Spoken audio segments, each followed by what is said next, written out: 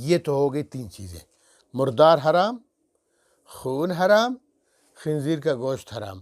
آگے فرمایا چوتھا، یہ بڑا چکر ہے، اس میں بڑا مسئلہ ہے، اس کو ذرا غور سے سنیے۔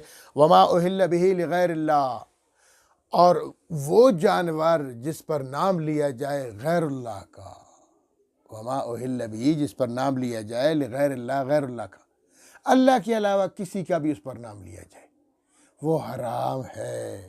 ایسا حرام ہے جیسے خنزیر حرام ہے، جیسے مردار حرام ہے، جیسے خون حرام ہے، وہ بھی اسی طرح حرام ہے اگر اس پر اللہ کا نام نہ لیا جائے، بے شک وہ بکرا کیوں نہ ہو، بے شک وہ دمبا اور بیل اور گائے اور اونٹ کیوں نہ ہو یا مرغی کیوں نہ ہو، لہٰذا وہ حرام ہے کیونکہ اس پر غیر اللہ کا نام لیا جا رہا ہے، سور کی طرح حرام ہے۔ آج کل تو اللہ معاف کرے شرک میں ہم لوگ مسلمان بھی بہت آگے ہیں، غیر اللہ کے لیے بہت کچھ ذبح کرتے ہیں۔ یہاں آپ کو میں اس کی 3 شکیں بتاتا ہوں، غور سنیں۔ ایک وہ جانور ہے، حلال بے شک ہے، حلال جانور ہے، بکرا ہے، جو بھی ہے، اس کو غیر اللہ کا نام دیا گیا،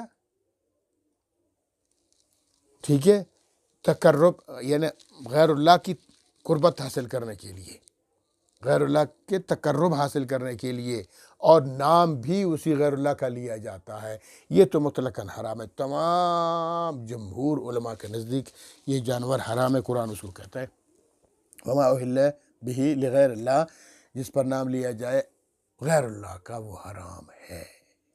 اور دوسرے نمبر پر نام تو اس پر اللہ کا لیا جا رہا ہے لیکن تقرب کے لیے غیر اللہ ہے، اس کے بارے میں کیا حکم ہے؟ ٹھیک ہے، کسی بڑے کی قربت حاصل کرنے کے لیے، غیر اللہ کی قربت حاصل کرنے کے لیے اس کے لیے جانور قربان کیا جاتا ہے، تو لہٰذا اس کا کیا حکم ہے؟ لیکن نام اللہ کا لیا جاتا ہے۔ اس میں بھی کچھ کے علاوہ کچھ معمولی کچھ لوگوں نے تعویلیں کی ہوئی ہے، لیکن پھر اس میں بھی جمہور علماء کا نزدیک ہے یہ بھی حرام ہے۔ صحابہ کرام میں بھی حضرت علی المرتضیٰ رضی اللہ تعالیٰ عنہ کے بارے میں ہے کہ فرزدق شاعر کا باپ جو غالب تھا اس کے لیے جانور ذبح کیا گیا، اللہ کا نام لیا گیا، غیر اللہ کا نہیں لیا گیا، لیکن چونکہ تقرب لغیر اللہ تھا اس لیے حضرت علی نے فرمایا یہ حرام ہے۔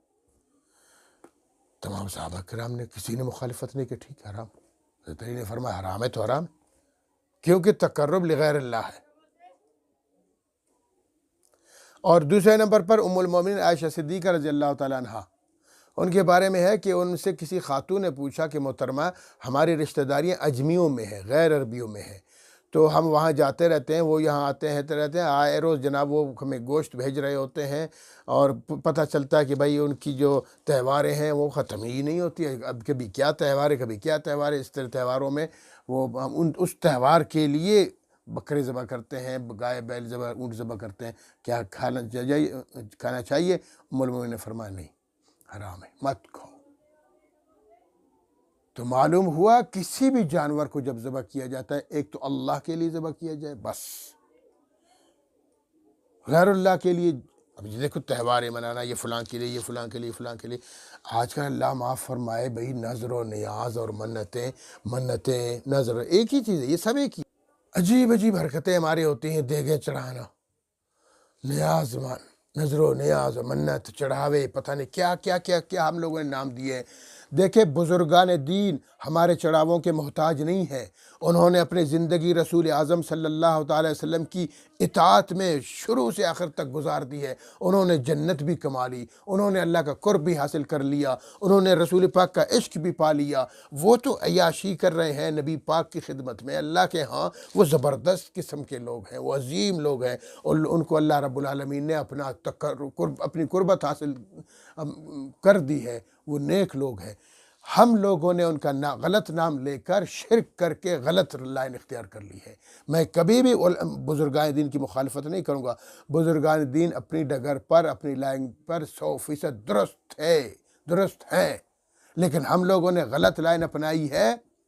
بھائی سیدھی بات ہے، پانچ بت بلکہ علماء کہتے ہیں وہ بت نبی تھے، نوح علیہ السلام جن لوگوں کی طرف آئے وہ یہ 5 بتوں کی عبادت کرتے تھے۔ وہ 5 بت کون تھے؟ وہ اللہ کے نبی تھے، لوگوں نے ان کے بت بنائی تھے، سجدہ کرتے تھے۔ تو نوح علیہ السلام نے 950 سال تک ان کو یہی تبلیغ کی کہ یہ خدا نہیں ہے، یہ بت ہے، اگرچہ اپنے زمانے کے انبیاء تھے۔ تو انبیاء بڑے ہوتے ہیں یا اولیاء بڑے ہوتے ہیں؟ آج کل ہم لوگوں نے اولیاء کرام کو اپنا بت بنا لیا، ان کے مزارات پہ جاتے ہیں، وہاں اللہ معاف کرے کچھ لوگ تو طواف کرتے ہیں، کچھ لوگ تو میں نے خود اپنی آنکھوں سے دیکھا ہے داتا دربار پہ لوگ سجدہ کرتے ہیں۔ پھر لوگ بکواس کرتے کہتے ہیں میں کیوں بکواس کرتا ہوں؟ خود دیکھا ہے میں نے، کرتے ہیں بہت سارے لوگ، تو ان کو منع کرو۔ جاؤ رسول اعظم صلی اللہ تعالی وسلم کے دربار عالیہ میں، وہاں سجدہ کر کے دیکھو، منہ توڑ دیا جائے گا تمہارا۔ کیوں؟ اللہ رب العالمین نے خود فرمایا تھا، دعا فرمائی تھی کہ اللہم لا تعبد قبری وثنا توبت، اے اللہ میری قبر کو، میری دربار جگہ کو، میری قبر کو معبد نہیں بنانا کہ لوگ یہاں کے میری عبادت کریں۔ وثن فرمایا، عبادت کی جگہ نہیں بنانا۔ اللہ رب العالمین نے ان کی دعا قبول فرمائی ہے۔ آپ جائیں، دیواروں کو چومے پہ ایسے تھپڑ شپڑ لگیں گے، ڈنڈے لگیں گے تم لوگوں کو وہاں کے شرطے لوگ۔ یہ کون ہے؟ اللہ کے رب العالمین اپنے پیغمبر کی حفاظت فرما رہے ہیں، ان کی ایک ایک دعا کی حفاظت فرما رہے ہیں۔ ہم لوگوں نے تو جناب داتا دربار پہ جاتے کیا کیا کفر اور شرک پھیلاتے ہیں۔